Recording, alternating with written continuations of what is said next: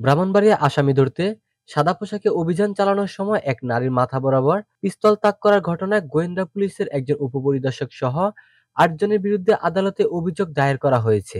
গতকাল সোমবার ভুক্তভোগী নারী বন্যা বেগম ব্রাহ্মণবাড়িয়া জুডিশিয়াল ম্যাজিস্ট্রেট আদালতে অভিযোগ দায়ের করেন। তবে আদালত এখনো মামলাটি নথিভুক্ত করেননি। বাদীর আইনজীবী শওকত আলী জানান, গোয়েন্দা পুলিশের উপপরিদর্শক মোহাম্মদ রেজাউল করিম সহ তার ৮ জন সহকর্মীকে অভিযুক্ত করা হয়েছে। তবে সহকর্মীদের নাম উল্লেখ করা হয়নি।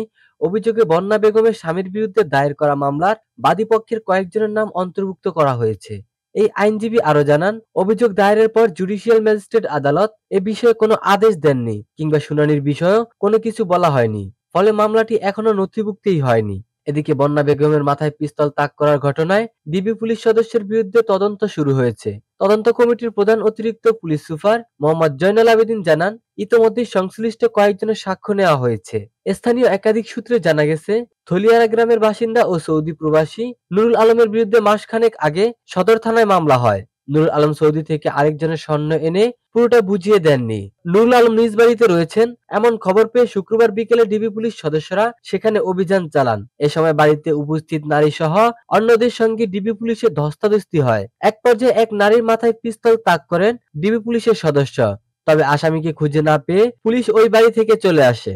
ঘটনার সময় উপস্থিত নুরুল আলমের ছোট ভাই সরোয়ার আলম অভিযোগ করে বলেন, সাদা পোশাকে কিছু লোক বাড়িতে ঢুকেই আমার ভাইকে খুঁজতে থাকেন।